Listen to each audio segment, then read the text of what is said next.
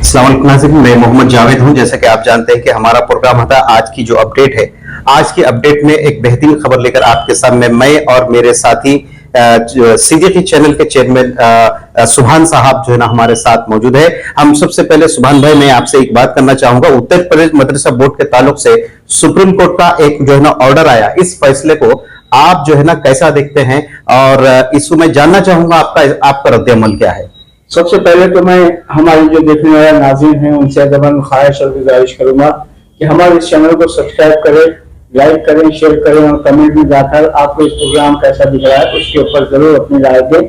और दूसरी बात, तो अभी उत्तर प्रदेश मदरसा बोर्ड के मुताबिक जो सुप्रीम कोर्ट का फैसला आया है, ये बहुत ही खुशाइंदा फैसला है और एक इंसाफ की जीत हुई है यहाँ पे, क्योंकि मदरसा बोर्ड के ऊपर कुछ सवालिया निशान उत्तर प्रदेश हुकूमत लगा रही थी। उसके बाद जमीयत उलमा ने सुप्रीम कोर्ट का रुख किया, वहां पर केस का हेयरिंग हुई और केस चला। उसके बाद ये आज फैसला आया है। इसको खुद जमीयत उलमा के सदर मौलाना महमूद मदनी साहब ने अपने एक साफियती बयान में इसकी सताइश की और सुप्रीम कोर्ट की तारीफ की। क्या कहा खुद महमूद मदनी साहब, इसको हम सुन लेते हैं। अभी देखिए महमूद मदनी साहब क्या कह रहे हैं। अभी सुप्रीम कोर्ट ने अपना फैसला सुनाया है, तो ये फैसला बड़ा खुशाइंद है, इसको वेलकम किया जाना चाहिए। हमारी बहुत देरीना शिकायत है अदालतों से, खुसूसन निचली अदालतों से, ज़ेली अदालतों से। उनके फैसले सिर्फ इस मामले में नहीं, बहुत सारे मामलात में हकीकत के खिलाफ, इंसाफ के खिलाफ आते हैं। इसी तरह का एक फैसला हाई कोर्ट ने किया था, जिसमें इनको गैर कानूनी करार दिया गया था और ये मदरसे के चलाने के निज़ाम को भी असंवैधानिक, अनकॉन्स्टिट्यूशनल कहा गया था। तो आज सुप्रीम कोर्ट ने उसको कुछ ऑब्जर्वेशंस के साथ, लेकिन इसमें वकला का भी बहुत बड़ा दखल है, उनकी भी अच्छी पैरवी है, तो ये एक अच्छा फैसला हुआ है। हम इस फैसले का खैर मकदम करते हैं। इस बात को जो सीजेआई ने अपने उसमें ऑब्जर्वेशन में कहा है कि मुसलमानों का एतमाद बाकी है, इससे ये साबित होता है। ये जुमला बहुत मानी रखता है। आज की तारीख में भारत का मुसलमान अपने आप को बहुत डेमोरलाइज्ड फील कर रहा है, डिफरेंट रीजन से। एक नहीं, बहुत सारे रीजन्स हैं। तो ऐसे में ये फैसला जो है वो मैं समझता हूँ कि सभी लोगों के लिए, इंसाफ पसंद शहरियों के लिए बड़ा इत्मीनान बख्श होगा। तो मैं इसके ऊपर एक मरतबा फिर यूपी मदरसा बोर्ड एसोसिएशन जो है, टीचर्स एसोसिएशन जो है, उनको भी उनकी लड़ाई को उन्होंने जिस तरह लड़ा है, उनको भी मुबारकबाद देकर इसको एक मरतबा फिर शुक्रिया।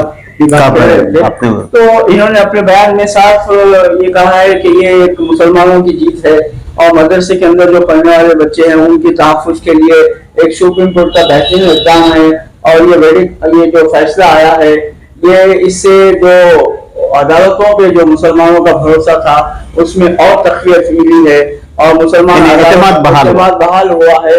और बिल्कुल कि कह सकते हैं कि अदालत का फैसला हर किसी को कबूल करना चाहिए और दूसरी रियासतों को भी इस फैसले के बुनियाद पर अपने रियासतों में मदरसे बोर्ड से मुतालिक जो भी गलतफहमियां उसको दूर करना चाहिए।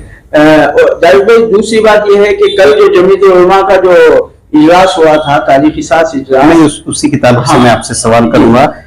जमीयत उलमा, जैसा नाज़रीन आप जानते हैं कि जमीयत उलमा जो एक कन्वेंशन हुआ जिसमें मौलाना अरशद बद्री साहब ने खिताब करते हुए तेलुगु देशम और जेडीयू को खबरदार किया कि अगर वो वक्त तरमीमी बिल पार्लियामेंट में मंजूर अगर होता है तो इसकी सारी जिम्मेदारी इन दोनों पार्टियों पर, यानी इन दोनों बैसाखियों पर होगी।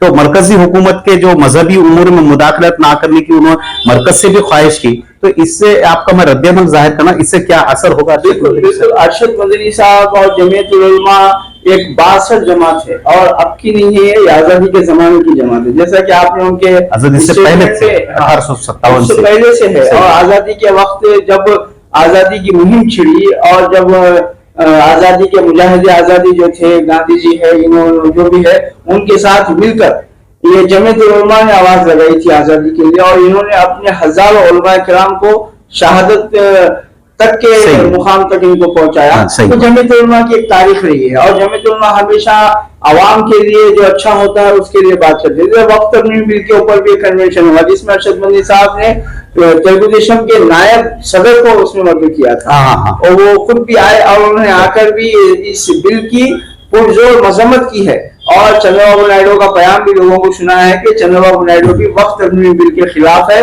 और इसकी पुरजोर मजम्मत करते। तो इससे बात साफ जाहिर हुई है कि कल पार्लियामेंट में अगर इस बिल के ऊपर बहस होगी तो चंद्रबाबू नायडू मुखालिफत में खड़े होंगे। तो इसका असल तो इम्तिहान पार्लियामेंट में हुआ कि गोया आया सही बोल रहे हैं या जो है ना कहाँ तक इन हाल ही में जैसा आंध्र प्रदेश की जो सदर मुकाम है अमरावती, वहां पर एक मीटिंग बुलाई गई थी चंद्रबाबू नायडू के तरफ से। उसमें भी हैदराबाद से भी कई जानकारों को, दानिशवरों को बुलाया गया था। इस पे भी वक्त की मसाइल पे और क्या वक्त ये जो वक्त भी लाएंगा क्या है मुसलमानों के खिलाफ, इसके ताल्लुक से भी चंद्रबाबू नायडू ने उसके मालूमात हासिल किए थे।